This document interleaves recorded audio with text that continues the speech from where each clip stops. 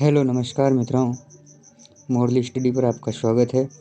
आज हम स्त्री की योनि के बारे में विशेष जानकारियाँ लेंगे और जिन लोगों को इस टॉपिक से कोई रुचि नहीं है वो इस वीडियो को नहीं देखें।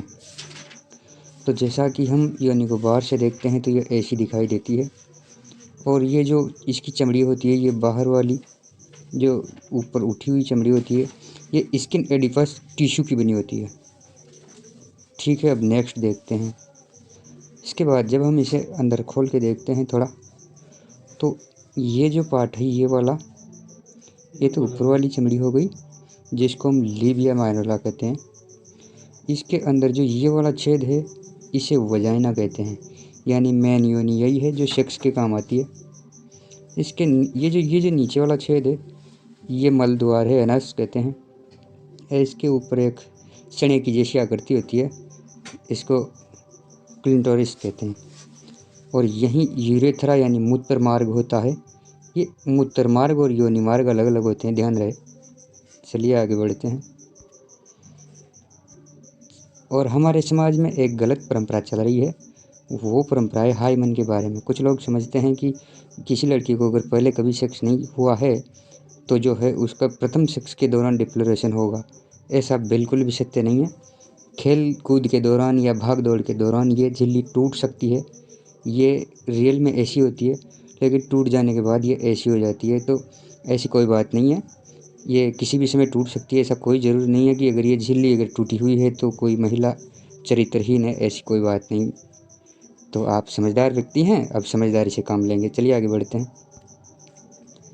हम जिस संरचना की बात कर रहे हैं वो है योनि, जो नीचे से स्टार्ट होकर के इस प्रकार की दिखाई दे रही है।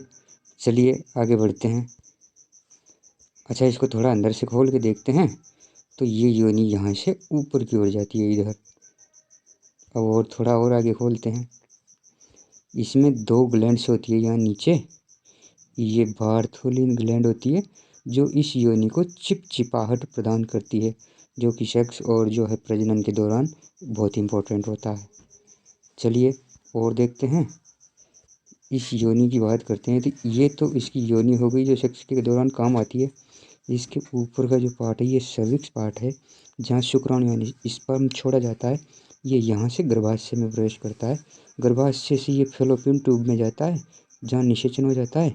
और निषेचन के बाद बच्चा बन के वापस यहीं आ जाता है और यहाँ वो बालक 9 महीने तक रहता है और फिर वापस इसी मार्ग से पैदा हो जाता है। चलिए आगे बढ़ते हैं। तो ऐसी इसकी स्ट्रक्चर होती है। ये वजाइना होती है, लगभग 7-8 सेंटीमीटर की लंबी होती है। इसके बाद में ये वाला सर्विक्स भाग हो गया और ये वाला जो पार्ट है ये गर्भाशय हो गया, यूटेरस कह देते हैं। और ये यहाँ से फैलोपियन ट्यूब जुड़ी हुई है। ये ओवेरी यानी अंडाणु है, अंडाशय है। यहाँ से अंडाणु निकलता है, ये यूँ होते हुए इसमें आ जाता है। अगर जो है इस दौरान दोबारा देखिएगा, जब इसमें से अंडाणु निकलता है, अगर वो यहाँ आते आते अगर इधर से कोई शुक्राणु इसमें चला जाए तो जो है निषेचन हो जाता है और ये बच्चा बन करके यहाँ आ जाता है। इसमें 9 महीने तक रहता है और फिर बच्चा बन करके पैदा हो जाता है इधर। अगर ऐसा नहीं हुआ तो क्या होता है देखिएगा।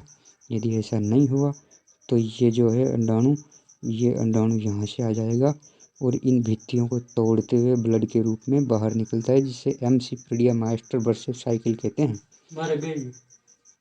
तो ये मास्टरबेशन साइकिल का काम ये करता है, जिस दौरान ये इन भित्तियों को तोड़ करके ले आता है और इसमें से मवाद और ब्लड के रूप में ये 3-4 से 8 दिन तक चलता है।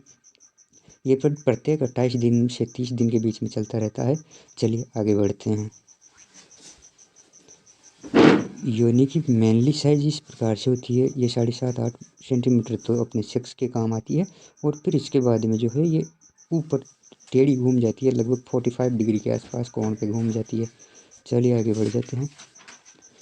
तो ये इसकी मेनली स्ट्रक्चर है जिसका हमने पूरा अध्ययन कर लिया है और हम आशा करते हैं कि इस पूरी स्ट्रक्चर को आप समझ गए होंगे। और वीडियो कैसा लगा आप कमेंट करके ज़रूर बताइएगा और इसी प्रकार की बेहतरीन वीडियो देखने के लिए हमारे चैनल को सब्सक्राइब ज़रूर कीजिएगा। ये वजाइना है जिसका ये नीचे वाला भाग इस जगह से सेक्स के दौरान काम में लिया जाता है, ऊपर वाला भाग यहाँ से मूत्र छोड़ता है और ये जो यहाँ ऊपर बाल होते हैं ये बाल जो है ये भी इम्पोर्टेंट कार्य करते हैं। क्या काम करते हैं? ये वायरल से बचाते हैं, जो भी जीवाणु हैं, जो वायरस आते हैं तो वो इन बालों में उलझ कर के रह जाते हैं। चूँकि स्त्री की जो योनि है ये बड़ी सेंसिटिव होती है, तो इसमें कोई भी वायरल या इन्फेक्शन ज़्यादा होता है, तो इन इन्फेक्शन के कीटाणुओं को रोकने के लिए ये बाल होते हैं। जिस प्रकार हम सांस लेते हैं, हमारे नाक में जो रोम होते हैं वो इन्फेक्शन को रोकने के लिए होते हैं, इसी प्रकार ये रोम जो है ये बाहर की साइड पे रोम होते हैं, तो ये रोम ये सुरक्षा का कार्य करते हैं। तो आशा करता हूँ कि ये दृश्य आपको पूरा का पूरा दिमाग में बैठ गया होगा। इसके बारे में कोई नेगेटिविटी नहीं लें, कोई ये ना सोचें कि यार ये कैसी बात हो गई है। नहीं, ये बिल्कुल हमारे शरीर की जानकारियाँ हैं, हमको होनी चाहिए। चलिए मिलते हैं नेक्स्ट सेशन में, तब तक के लिए धन्यवाद।